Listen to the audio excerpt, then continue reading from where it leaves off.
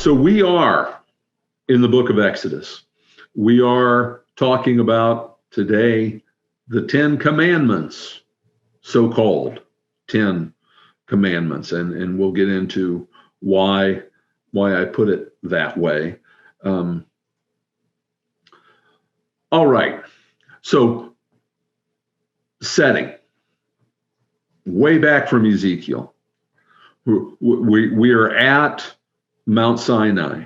We are here with Moses, is going to be spending a lot of time on Mount Sinai. We have this picture of sacred space, the delineation of who can go where, kind of in steps. You know, this zone is for everybody. This zone is just for the priest. This zone is like the Holy of Holies in the presence of God. And only Moses is going to go there at God's direction. So this picture is there. We've got the presence of God manifested in a big way. And the people's reaction to that is, oh my goodness, you talk to us. We don't want him to talk to us. We'll die. That fear of the holiness of God, which is an understandable reaction of sinful flesh, knowing that it has no business being in the presence, the holiness of God. And mentioned this last time, I don't think that there is anything that can be done, even today, with CGI, with surround sound, to give us the sense of what the children of Israel experienced there at the base of Mount Sinai. Because you can make some really awesome effects. You can shake the theater with sound. You can do all these awesome things. But what's lacking is the real presence of God.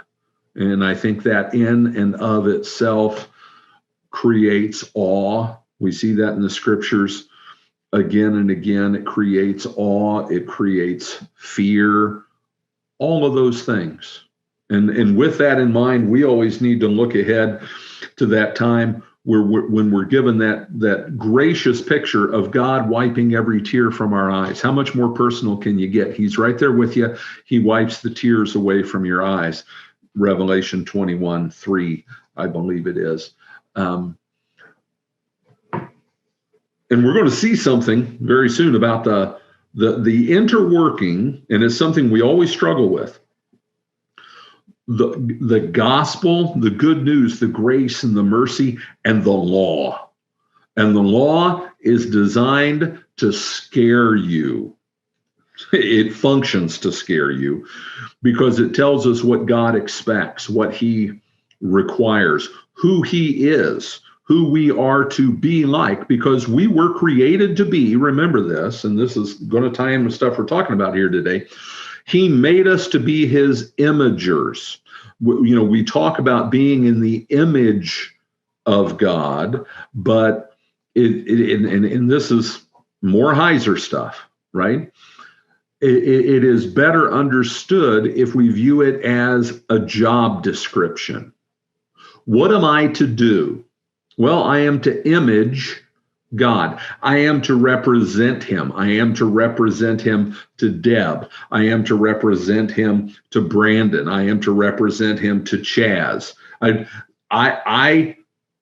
am his representative here. And therefore that defines it. It tells me how I am to, how I am to live, what I am to do. That's my job. I am his imager. I'm not just in his image, and that's pictured in righteousness and holiness, those very things that in Ezekiel we just said that God promises to give us through what? Bestowing his spirit. What happens in baptism?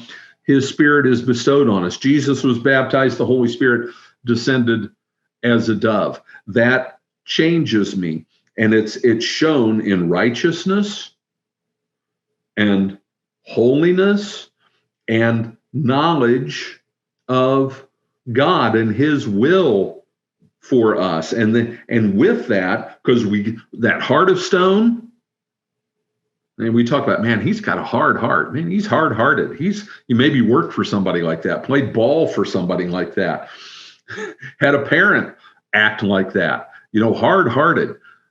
God says that he removes that heart of stone and replaces it with a heart of flesh, right? A soft heart. God is kind to us. He's gracious to us. How do we represent that? By being kind and understanding to others, by forgiving others as God forgives us, right?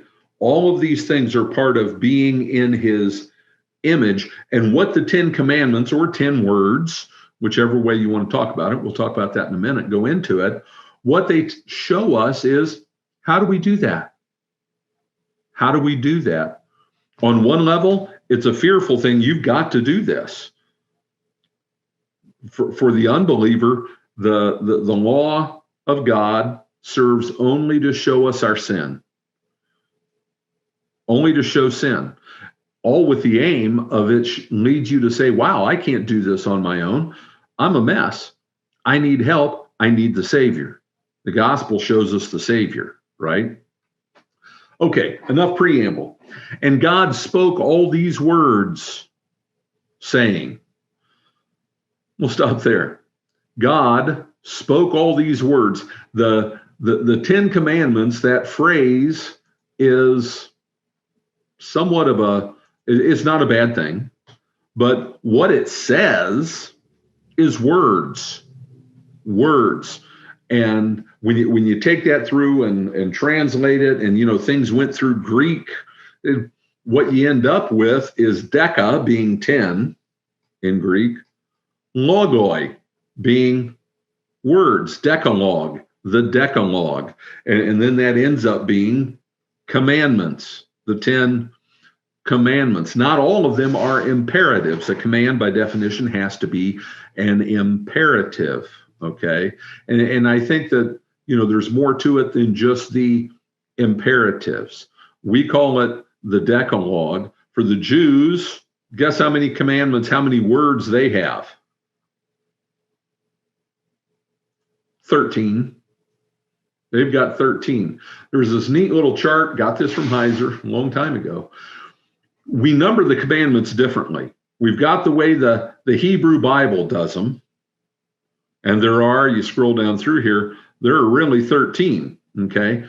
Then you've got the way the Reformed, the Anglican, the Greek Orthodox Church numbers them. So that's going to be Baptists, Presbyterians, Pentecostals, Methodists, and the Greek Orthodox Church, how they number them. And then you also have how the Roman Catholic Church and the Lutherans number them, okay? By training and background and theology. I'm a Lutheran. I like the way the Reformed and Greek Orthodox Church does the division better. It makes more sense. Now, I'm never going to shift in that thinking in my mind, because I memorized the commandments the way I memorized the commandments. Where things get goofy, to my thinking, in the Lutheran / Catholic way of numbering them, and hopefully you can see there what's on your screen.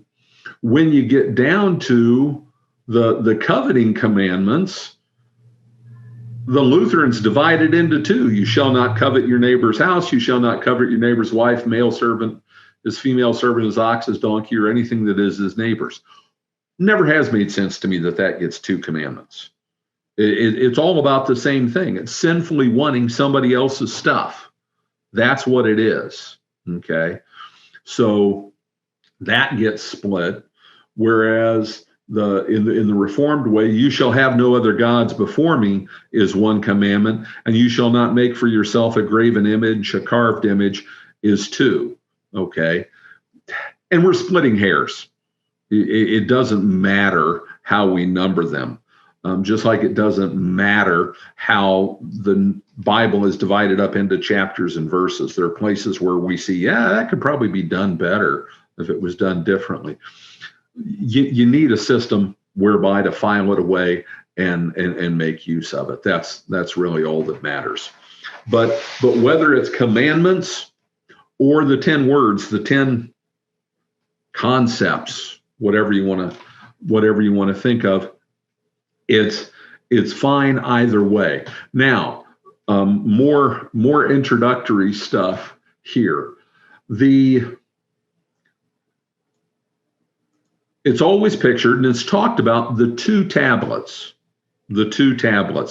When that's pictured, if I were to go over and grab the catechism, the Lutheran catechism that most of my kids learned from, when it shows the picture of the commandments, it's going to be 1 through 3 on one tablet and 4 through 10 on the other tablet, 2 tables of the law, because that's the way it's divided. The first 3 commandments are about our relationship with God, how being his imagers is to be put into practice, okay?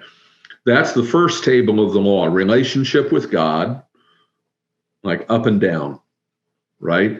And the second table of the law, when it starts to talk about parents, murdering, marriage / adultery, stealing, lying, that's about our relationship with other imagers. So the first table is about our relationship with the one whom we image, whose image we represent, whose image we bear. We're going to talk about that in some detail.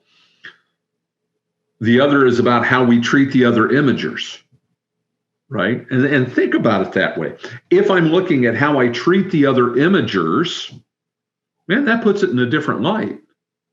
These other people are imagers of God also. They have this same important status. And it doesn't matter. This is really important. And it's an insight into sinful rebellion. It doesn't matter if they are imaging God faithfully or not. If I am an unbeliever, if I reject the word of God, want to have nothing to do with it, I'm going to live the life of a hedonist, just be a sinner, indulge in self, whatever. I am still imaging God because that's my role. That's what was assigned to me in creation. That's what I was created to be. That is what is expected of me. And when you think about that, I'm living that way and I'm imaging him. Gives some perspective on sin, doesn't it? I am representing God by living a debauched life. Whoa, that's heavy duty. That's heavy duty. And someday, as a steward of his image, think of the stewards who were given 5 talents, 3 talents, 1 talent, 2 talents, 1 talent, whatever it was. Eventually, they're called in to give an account. Okay, what's the ledger look like? Oh, well, here's the ledger, and it doesn't look so good how it lines up. We got a lot of red there. Give some insight into what imaging God is. Believer or unbeliever, faithful or unfaithful, you are imaging God, okay? Back to the 2 tables, the 2 tablets. There were 2.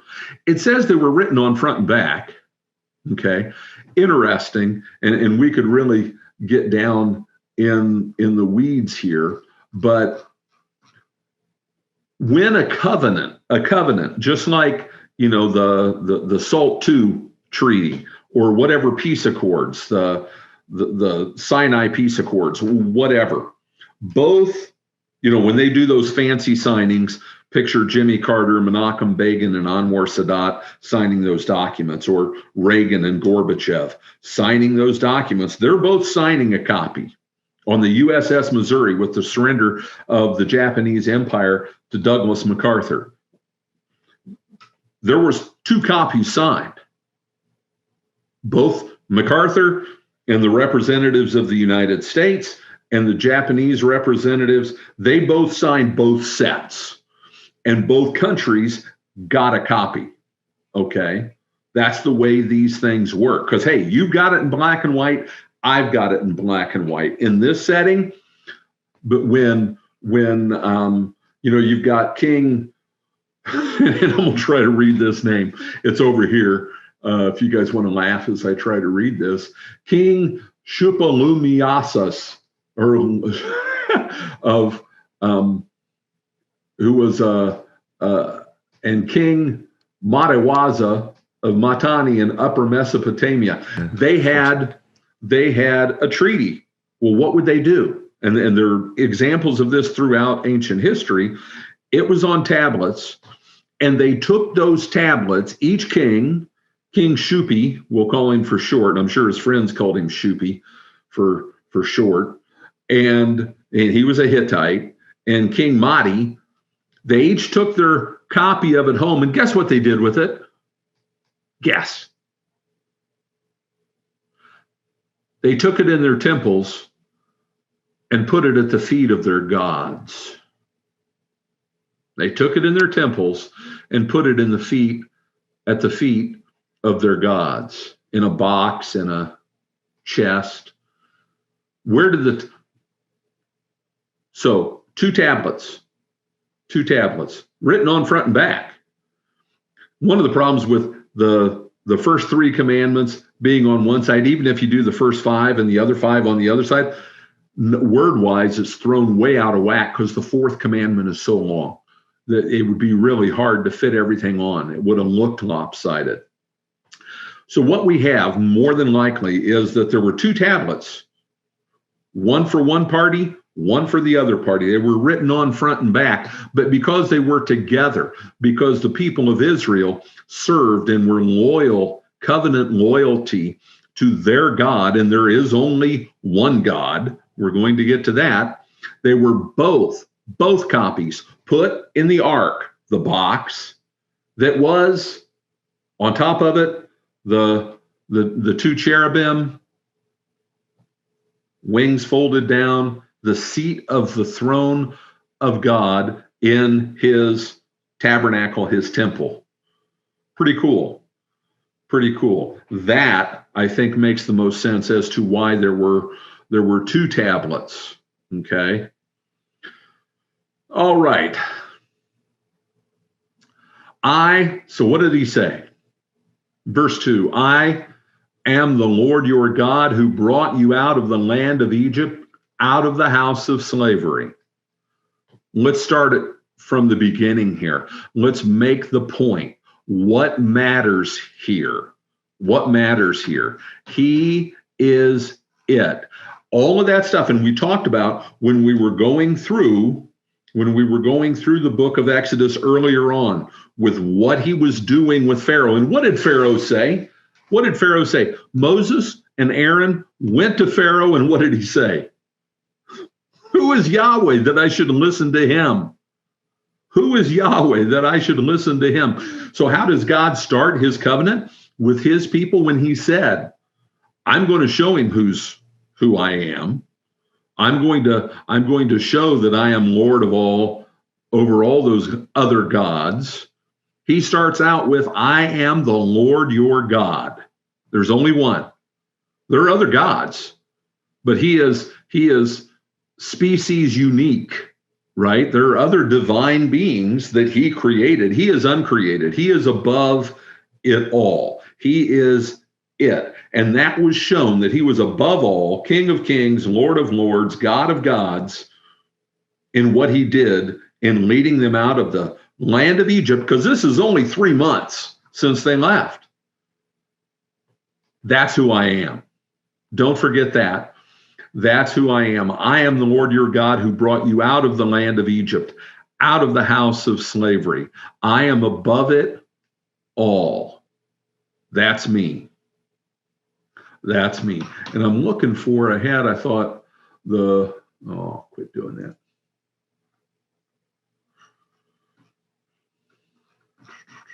references. Exodus 6:7, I will take you to be my people, and I will be your God, and you shall know that I am the Lord your God, who has brought you out from under the burden of the Egyptians. Exodus 7:5, the Egyptians shall know that I am the Lord when I stretch out my hand against Egypt to bring out the people of Israel from among them. All tied together, all tied together. This is only 3 months separate from when these things had just been brought to their consummation, their climax. So where does he go right after that? You shall have no other gods before me. And it can be before, it can be besides. Prepositions are kind of fluid concepts. Before, besides, other than, that I'm it. You shall have no other gods. What is allowed for here? And I taught the 10 Commandments. I don't know how many young people I taught the 10 Commandments to in catechism class, in confirmation class. How many adults I taught the 10 Commandments to and talked about. And I wish I would have known this stuff. Not that what I was saying was all wrong. It was just was missing some stuff. What does verse 3 presuppose?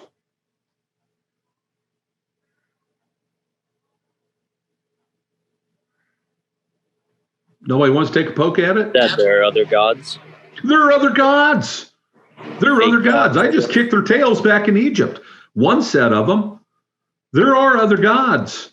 There are other divine beings that you can worship. You're getting ready to go into the land of Canaan, where you've got Baal being worshipped, and the language that remember how we talked about the polemic language and how God would through his spirit, through Moses, phrase things and cast things. What was one of the pokes he was always taking at the gods of Egypt? My mighty hand, my right arm. What was part of Pharaoh's title as the representative of God here on earth? The mighty hand, that 5-part title thing. So God would take swipes at them by appropriating that language, because it only rightly applies to him. When we start to see that the language change to being polemic, warring against, taking pokes at Baal and all the stuff in Canaan, is going to be phrased differently. Guess who Baal was? Guess. Baal was the god on top of the mountain. That was Baal's big thing. He was the one up on the mountain. He was the big kahuna. He was the cloud rider. He was the one who rode in the clouds, right? So he's just taking on a different set of false gods. But he never says that there aren't other gods. He doesn't say that idols aren't representing those other gods, right? He says, and I'm jumping ahead a little bit here, we haven't read it yet, but he's saying, I showed you that I'm above it all. I'm above what's above. I'm above what's here. I'm above what's below. So why in the world would you use any stuff from this world or a representation from this world, be it a snake or a cow or a chicken or a duck or whatever? Why would you think that you can adequately represent me with that? That's why idols are stupid.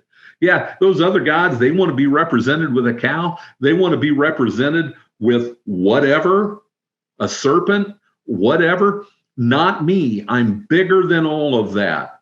I'm the creator of all. How can you represent the uncreated, the eternal, the all-powerful, omnipotent, omniscient, all of that with a creeping thing, a crawling thing, something from the sea, something from under the ground? It doesn't make any sense. That doesn't represent me. Why would you bow down as my imager to something that doesn't represent me? Only bow down to me. I am the one and only. I am the one and only. No one else is like me. You shall have no other gods before me. And spend a lot of time talking in the The first commandment, which is how this is numbered in my scheme, the first commandment, you shall have no other gods before me, about all kinds of material things and things of this world and all that. And that's I will say that's a small part of it. What we shouldn't do is make the mistake of thinking that when I get all wrapped up in the stuff of this world, then I am in effect worshiping the lords of this world, and they're real and they exist and they have power and they have control. They have dominion and might in the heavenly places, in the spiritual realm, right? Those things that Paul talks openly in Ephesians about warring against. You know, why don't I want to be in love with the stuff of this world? That's why. That's why, because it's not about him. It's about all of them. It's falling into their scheme of things, their perspective. That's where that comes into play. But don't deny that those gods exist. Don't deny that they still have sway. Don't deny that, and better yet, understand that the people of this world who get places, who are ruling, who have power, how do you think they get there? How do you think they get there? How do you think it works out that we have elections and it's like watching people climb out of a clown car? Doesn't matter who they are. They're doing their master's bidding.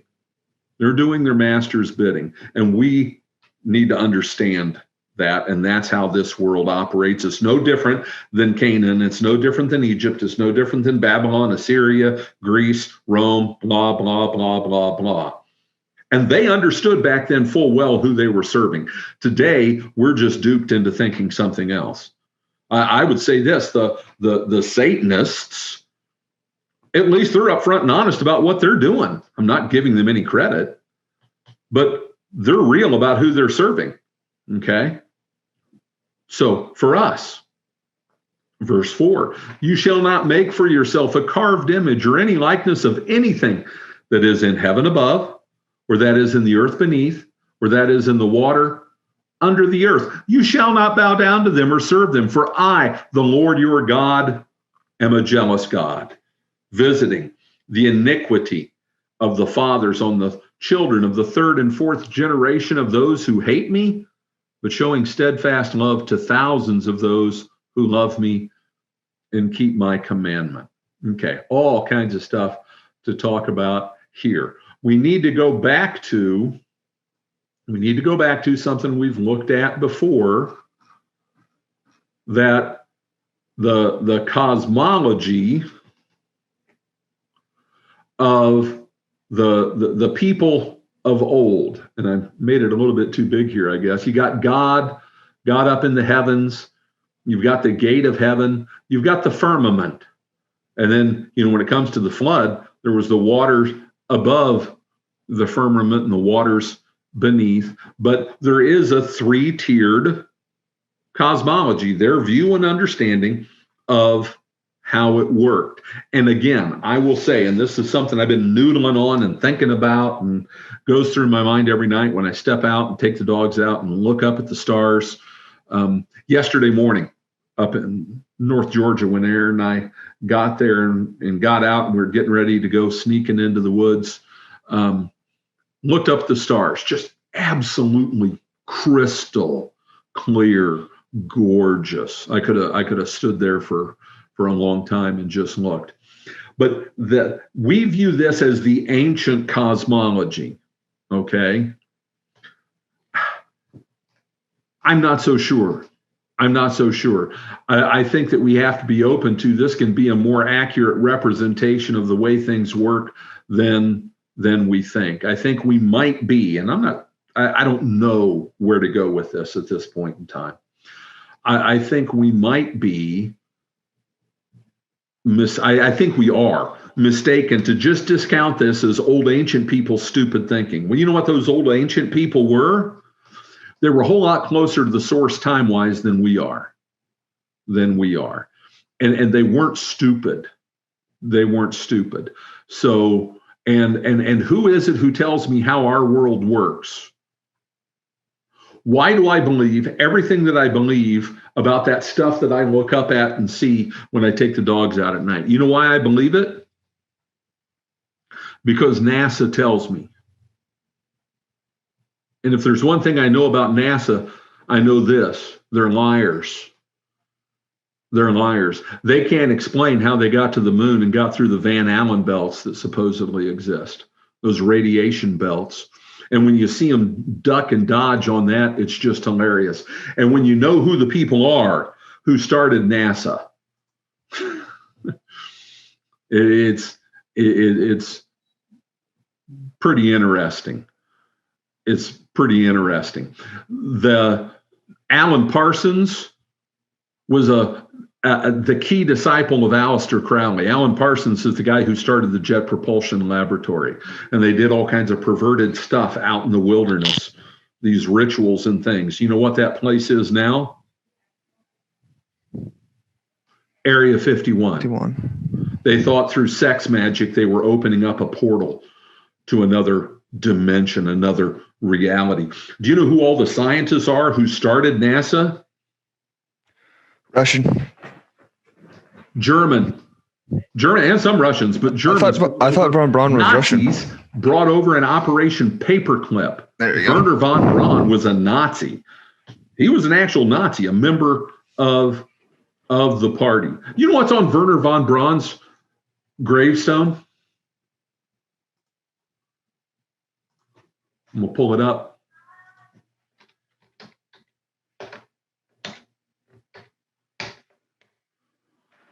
The heavens declare the glory of God, and the sky above, which is the firmament, proclaims his handiwork. And I don't believe Wernher von Braun was a believer, but I think that's very interesting.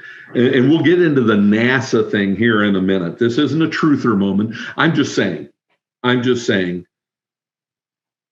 the cosmology that the people who are a whole lot closer to the Creator God and the timeline than we are, and what we believe is widely divergent. What the answer is to that, I don't know, but I'm not just going to blindly bow down to the God of science when I know who the servants of that God of science are. And if you don't know what Operation Paperclip was, in the late 40s, after World War II, we brought over 153 of the worst god-awful Nazis imaginable and put them to work in what became the CIA and NASA and the military and all kinds of the whole Manchurian Candidate, the mind control stuff came from the work the Nazis had already done in the concentration camps.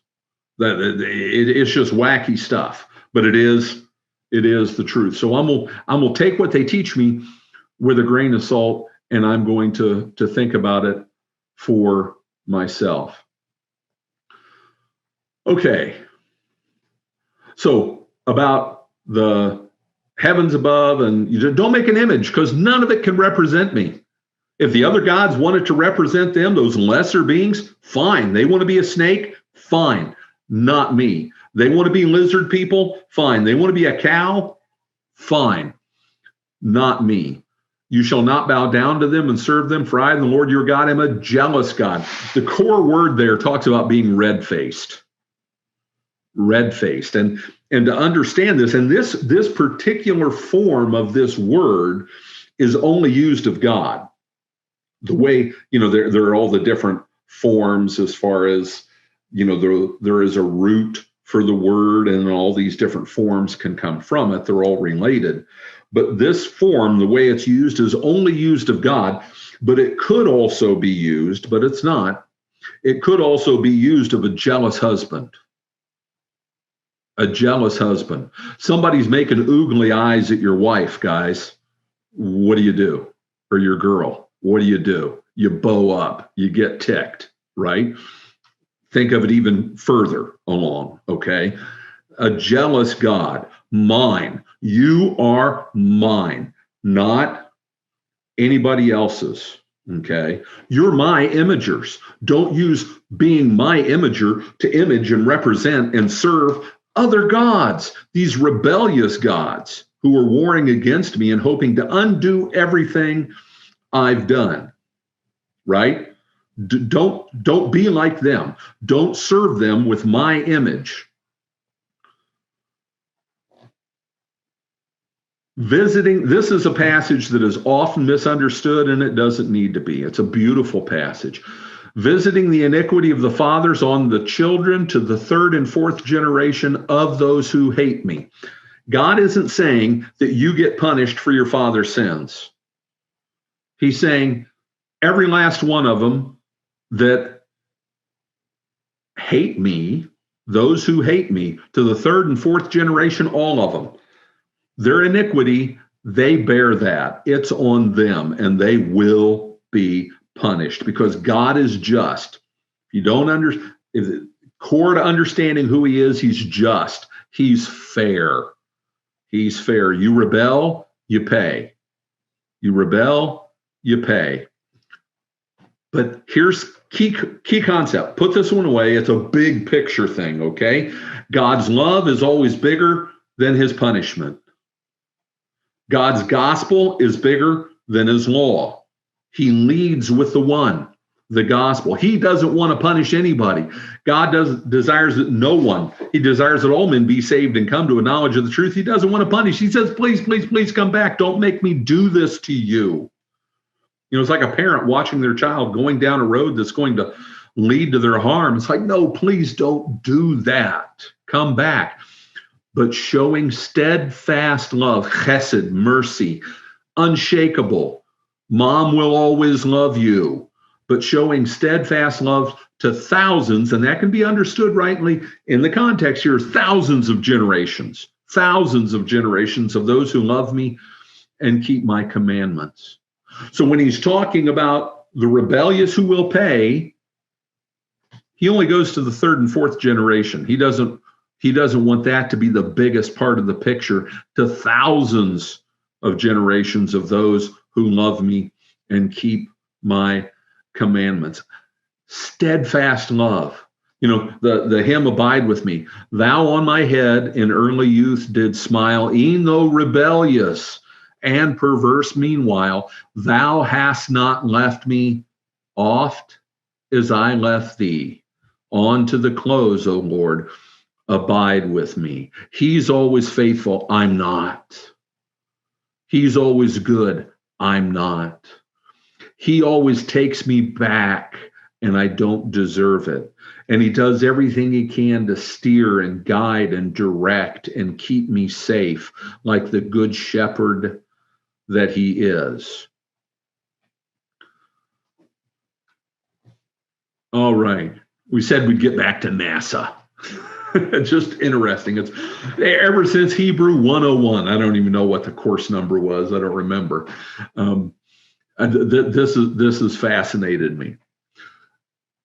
And you're going to say, what does this have to do with NASA? You shall not take the name of the Lord your God in vain, for the Lord will not hold him guiltless who takes his name in vain. Take. What does the word take mean? I mean, again, these things can have so many meanings. I'll take you along. I'll take that away. I'll take that name for myself. It all involves pulling things, you know, toward yourself or how you use it. That's the way we think of it. The word for take is, you know, we'll bring this over here.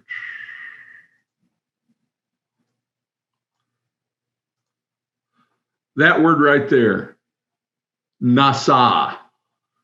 Nasa, that's nasa. That's an N, that's an S, because the dot's over here instead of over here. If it was over here, it'd be sha, nasha, but it's nasa because it's over there, and that's an aleph, it's an A. Nasa, it means to carry, to lift up. NASA. You know, they come up with those. What do you call it when they make a word out of National Acronym. Aeronautical and Space Administration? What is it? Acronym. An acronym. You know, those they come up with those. They can make them be whatever they want, right? You just pick the right words. You can make it into anything you want. Isn't it interesting that a bunch of Germans who have the history with the Jews that they did when they went to make things that were supposedly, going up into space, up into the heavens. They used NASA, to lift, to bear, to carry, to take up. Just, I remember when I learned that vocabulary word, I was like, holy cow, NASA. That's fascinating. That's fascinating. And that was the NASA tie-in.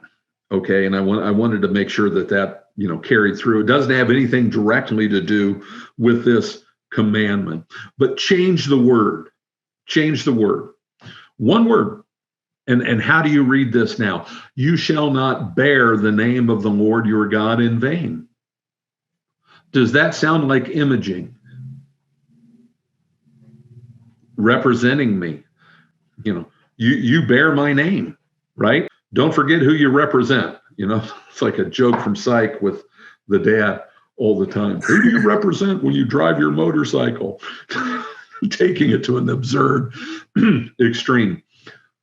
But we represent God. You bear his name. And then in the fulfillment of God's plan of salvation,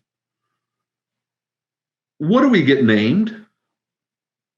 Christians. And we're told, where was it? I'm drawing a complete blank right now. Was it up in up north, Damascus? Is that where it was, where they were first known as Christians? We literally bear his name. Okay. But you shall not image the name. And this is important. I haven't talked about this. The name, Shama, the name. The name is talked about, is used in the Old Testament as literally being synonymous, equal with God. That's him, the name, Yahweh, the name. And someone's name is what? It's everything that represents them. We get really upset when somebody does something to do what? Harm our name, right? My reputation is the most important thing I own. My reputation needs to be tied in with serving the Lord. You shall not bear the name of your Lord your God in vain. You have a purpose in doing that. It's not a meaningless thing. You don't just get to do what you want to do and be who you want to be. What did I just sound like? I think I sounded like what the world teaches young people there to do. Do whatever you want to do. Be who you want to be. And it's not that there isn't any individuality in our life of bearing God's name. There certainly is, because he made us all different. He made us all different. We all have different gifts and personalities, and he's happy with all of it. He's happy with all of it. We're to use that, who I am, who you are, to represent him, to spread his word, to spread his name, to spread his fame, to tell the nations who belong to those dispossessed sons of God who he is.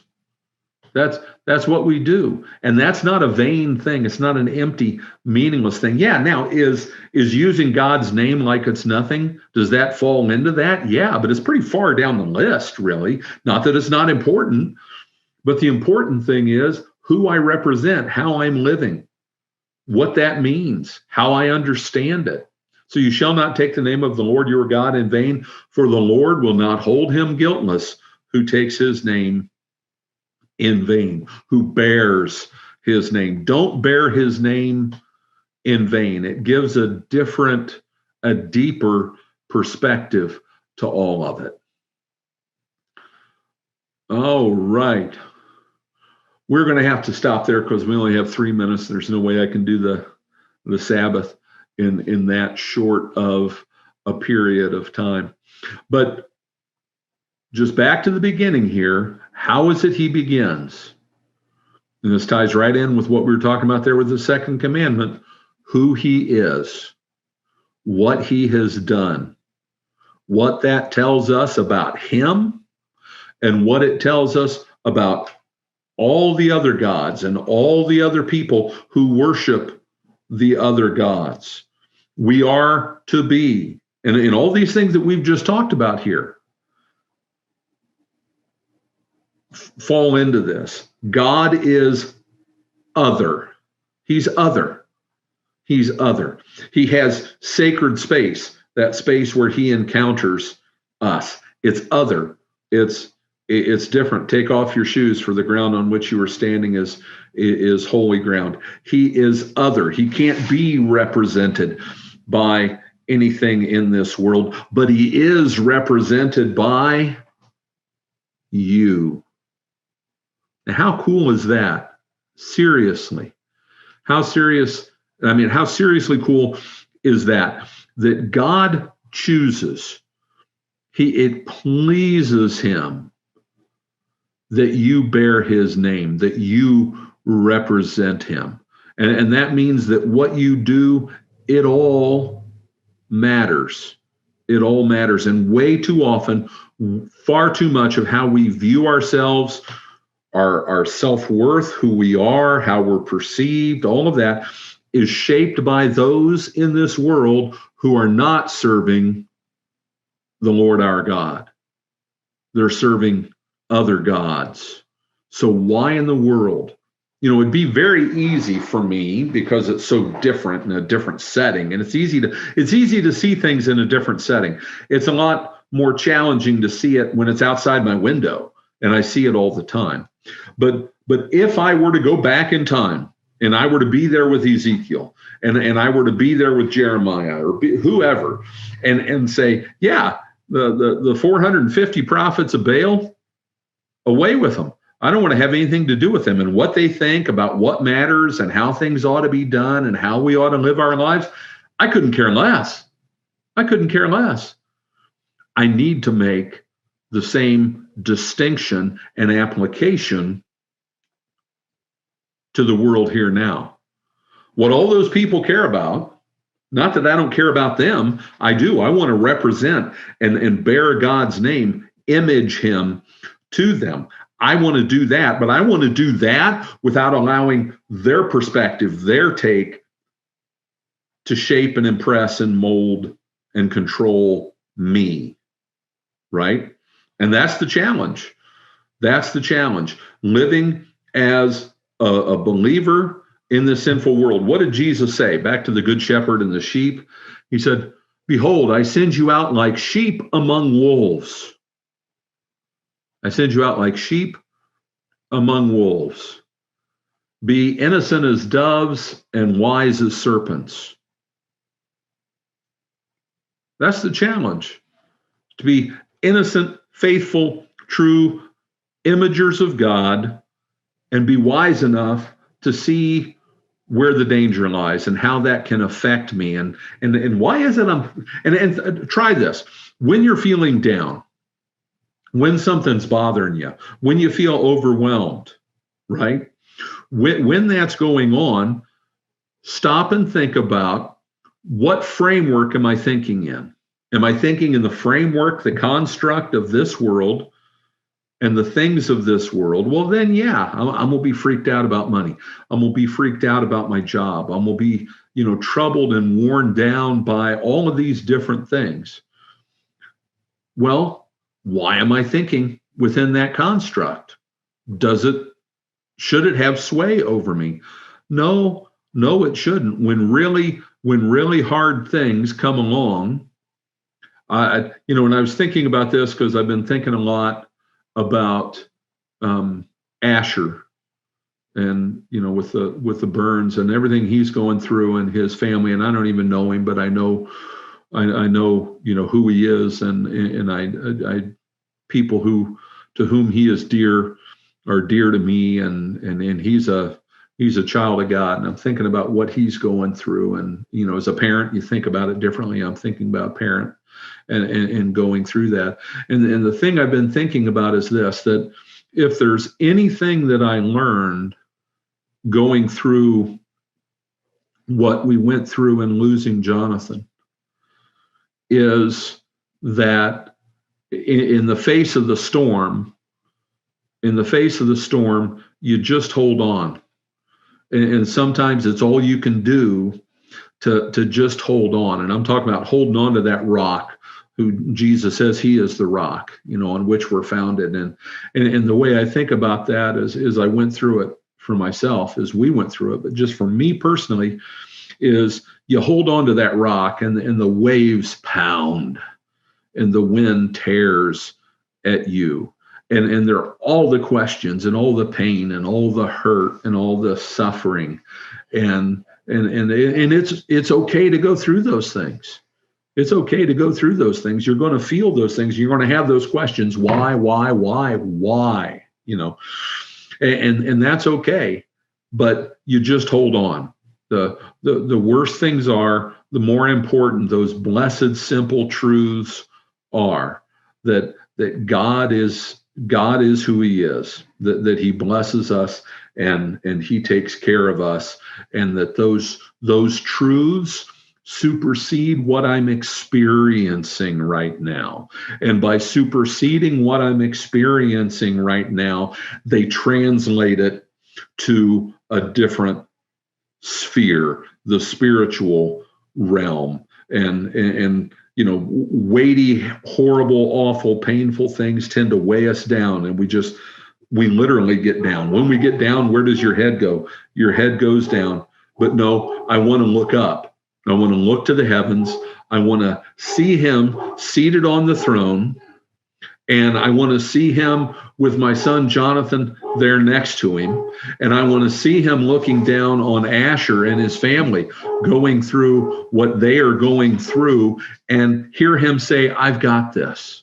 It's okay, because I'm still Lord, and I'm still in charge, and I still love him. And I'll get him through it. And through it, it'll be a blessing. And I can't understand that. I don't know what that road looks like, but that's okay. I don't have to see where the road goes. I just need to hold on to him while we move down that road. And that's just a moment by moment thing.